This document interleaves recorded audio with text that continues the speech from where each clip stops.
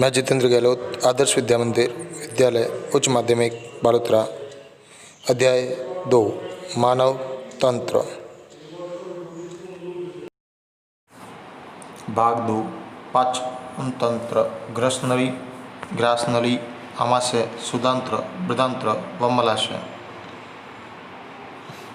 जैसा कि हम जानते हैं कि भोजन सर्वप्रथम मुख में प्रवेश करता है और मुख में प्रवेश करने के बाद हमारी लार द्वारा उस भोजन को चिकना व लचीला बनाकर भोजन नली में भेज दिया जाता है। वहीं मुख गुहा जीवा व तालु के पिछले भाग में एक छोटी सी कुपीनुमा संरचना, कुपीनुमा ने जैसे इस प्रकार यहाँ पे देख सकते हैं, ये जैसे एक कीप है और इस कीप से भोजन नीचे की तरफ एक पतला संकरी नली की तरफ प्रवेश करेगा, उसी प्रकार भोजन आगे की तरफ प्रवेश करता है।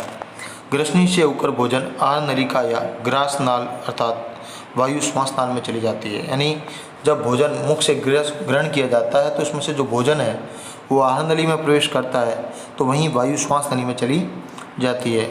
ग्रसनी अपनी विशेष संरचना के कारण इस बात का निर्धारण करती है कि भोजन सदैव भोजन नली में तथा वायु सदैव श्वास नली में ही प्रवेश करे, अर्थात भोजन को श्वास नली में जाने से रोकना तथा वायु को भोजन नली में जाने से रोकने का कार्य इसके द्वारा संपन्न किया जाता है। ग्रसनी को मुख्यतः 3 भागों में बांटा जा सकता है: नासा ग्रसनी, मुख ग्रसनी व कंठ ग्रसनी। वहीं यह ग्रसनी आगे ग्रास नली में जाकर खुलती है। ग्रास नली एक संक्री पेशीय नली है जो करीब 25 सेंटीमीटर तक लंबी होती है। यह ग्रसनी के निचले भाग से प्रारंभ होकर ग्रीवा तथा वक्ष स्थल से होती हुई मध्य पट से निकलकर उदर गुहा अर्थात पेट में प्रवेश करती है, जहाँ ग्रास नली में कुछ श्लेष्मा ग्रंथियाँ मिलती है। इन ग्रंथियों से स्रावित श्लेष्मा भोजन को लसदार बनाने में मदद करता है। ग्रास नली में उपस्थित भित्तियाँ भोजन को एक विशेष प्रकार की गति, क्रमानुकुंचन गति प्रदान करती है, जिसके माध्यम से भोजन आमाशय तक पहुँचने का कार्य करता है।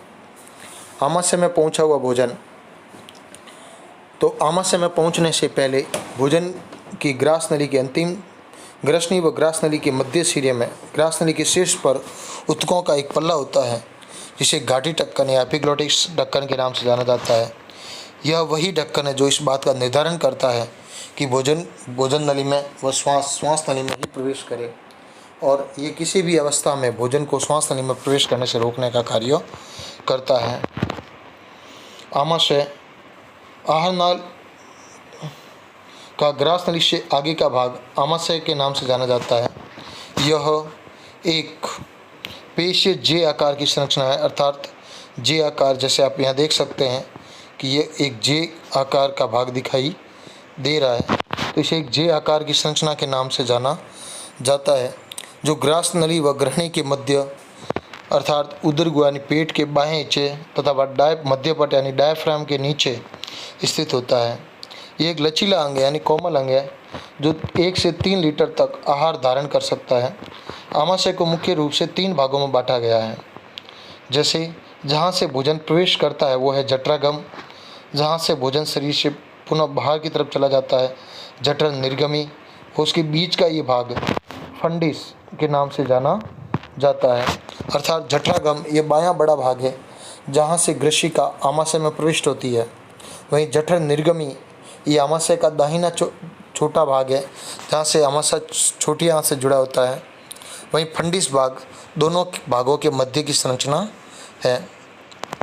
वहीं आमाशय 2 अवरुदनी अर्थात संकोचक पेशियों द्वारा बना होता है, जिसके दोनों ओर पेशियाँ स्थित होती है, जहाँ पहली पेशी इस बात का निर्धारण करती है कि ग्रसिका व आमाशय को विभाजन कर ये भोजन को पुनः आमाशय से विपरीत दिशा में यानी नीचे से ऊपर की तरफ जाने से रोकती है, क्योंकि आमाशय में आने के बाद भोजन अम्लीय हो जाता है और उस अम्लीय भोजन को पुनः ग्रसनी में जाने से रोका जाता है।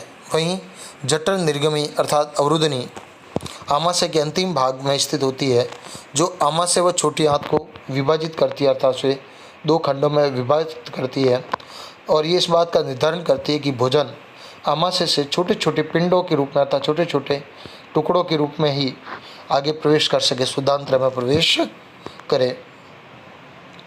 वहीं छोटी आंत पाचन तंत्र का एक महत्वपूर्ण अंग है जो आमाशय के जठर निर्गमी भाग से शुरू होकर बड़ी आंत पर पूर्ण होता है। मानव में इसकी करीब औसत लंबाई 7 मीटर तक होती है। तो आहार नाल के इस अंग द्वारा ही भोजन का सर्वाधिक पाचन व अवशोषण का कार्य संपन्न होता है। जैसे कि आप इस चित्र में ध्यान से देखेंगे तो ये जो पीले रंग की जो नली दिखाई दे रही है, बीच वाला ये जो भाग है, यह पूर्णतः भाग ये सभी शुद्धांत्र के नाम से जाना जाता है। वहीं बाहर जो ये लाल रंग की संरचना दिखाई दे रही है, ये बृहदांत्र के नाम से पहचानी जा सकती है। वहीं ग्रहणी आमाशय से जुड़ा हुआ ये छोटी आंत का पहला व सबसे छोटा भाग है जो भोजन के रासायनिक पाचन में सबसे महत्वपूर्ण भूमिका निभाता है। वहीं अग्र शुद्धांत्र ये छोटी आंत का मध्य भाग है। यहाँ से ग्रहणी में अपाचित आहार रस का अवशोषण होता है। तो वहीं अवशोषण का कार्य विशेष प्रकार की कोशिकाएं जिन्हें आंत्र कोशिकाओं के नाम से जाना जाता है के द्वारा संपन्न होता है। वहीं शुद्धांत्र ये छोटी आंत का अंतिम भाग है जो बड़ी आंत में जाकर खुलता है। यह भाग उन पोषक तत्वों अर्थात विशेष रूप से पित्त, लवण व विटामिनों का अवशोषण करता है जो अग्र शुद्धांत्र में अवशोषित नहीं हो पाते। यानी आप ये कह सकते हैं कि जैसे यहाँ पाचन तंत्र है तो इन दोनों का जो जॉइंट है वह ग्रहणी, बीच वाला भाग अपन कह सकते हैं अग्र शुद्धांत्र, और वहीं सबसे अंतिम भाग जो यहाँ पर स्थित है इन्हें हम इसके अंतिम भाग के रूप में जानते हैं जिसे फंडिस अर्थात शुद्धांत्र के नाम से जाना जाता है। शुद्धांत्र आगे बृहदांत्र में जाकर खुलता है।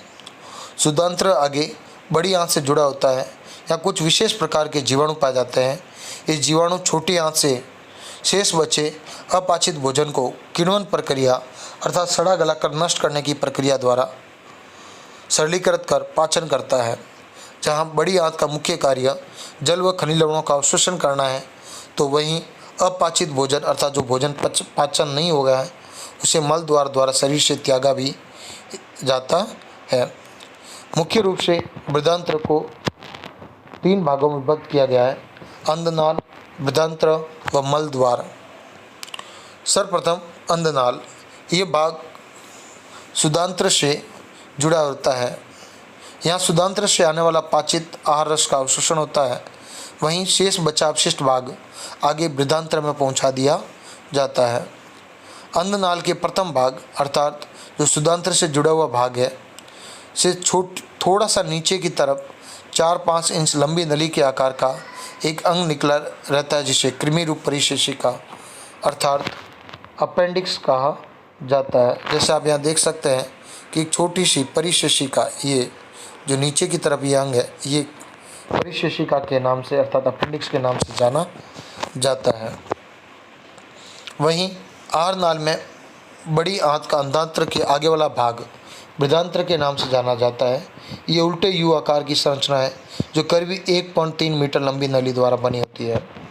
इस 1.3 मीटर लंबी नली को 4 भागों में विभक्त किया गया, जिसमें आरोही बृहदांत्र करीब 15 सेंटीमीटर लंबी नली से, अनुप्रस्थ बृहदांत्र करीब 50 सेंटीमीटर लंबी नली से, अवरोही बृहदांत्र करीब 25 सेंटीमीटर लंबी नली से व सिग्माकार बृहदांत्र करीब 40 सेंटीमीटर लंबी नली से बना होता है। वहीं मलाशय, ये आहार नाल का सबसे अंतिम भाग है जो करीब 20 सेंटीमीटर लंबा होता है। यह वही भाग है जहाँ अपशिष्ट पदार्थ कुछ समय के लिए एकत्रित रहता है तथा श्रवणी पेशियों के द्वारा इसका नियंत्रण कर शरीर के द्वारा इसे त्याग दिया जाता है। मलाशय के अंतिम 3 सेंटीमीटर वाले भाग को गुदानाल भी कहा जाता है और इस गुदानाल को मलद्वार अर्थात एनएस के रास्ते से बाहर खुलता है। जहाँ मलद्वार पर आकर आहारनाल समाप्त हो जाती है तो गुदानाल में 2 श्रवणी पेशियाँ बही और अंतःश्रवणी के नाम से जानी जाती है। पाचित आहार रस के अवशोषण के पश्चात शेष रहे अवशिष्ट पदार्थों को बाहर निकालने की प्रक्रिया भी इन्हीं श्रवणी पेशियों द्वारा नियंत्रित की जाती है।